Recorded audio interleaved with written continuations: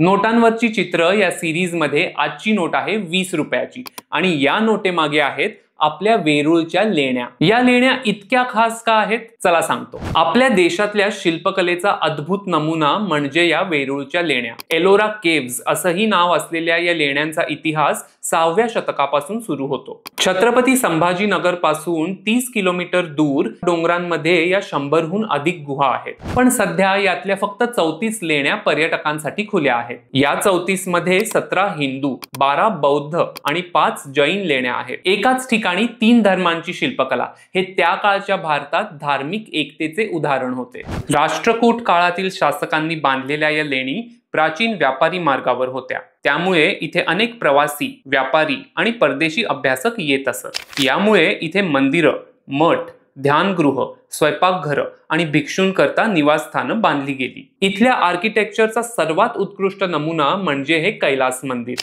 गुहा नंबर 16 मधले हे शिव मंदिर एका अखंड खडकातून कोरले गेले होते, 2 लाख टन दगड फोडून। या मंदिरातल्या खांबांवर नाजूक कोरीवकाम केले गेले आणि रामायण आणि महाभारतातील काही प्रसंगांची शिल्पे बनवली गेली। या मंदिराची निर्मिती आधी कळस मग पाया या तत्वावर केली गेली। या लेण्या बघितल्यानंतर अशी जाणीव नक्की होते की आपल्या प्राचीन भारतातल्या शिल्पकारांकडे किती प्रचंड कला, भक्तिभाव आणि इंजिनिअरिंग स्किल्स होते। पण या लेण्यांचा शोध कसा लागला? 28 एप्रिल 1819 रोजी जॉन स्मिथ नावाचा एक ब्रिटिश ऑफिसर वाघाची शिकार करण्यासाठी या परिसरात गेला होता। तेव्हा त्याला आत्ताची जी गुहा नंबर 10 आहे ती सापडली आणि मग इथे संशोधनाला सुरुवात झाली आणि या लेण्या संपूर्ण जगासमोर आल्या। 1951 साली मग भारत सरकारने या लेण्यांना राष्ट्रीय स्मारक घोषित केले आणि 1983 साली युनेस्कोने जागतिक वारसा स्थळाचा दर्जा दिला। ही रील जर आवडली असेल तर लगेच शेअर करा आणि पुढच्या नोटीसाठी फॉलो करा।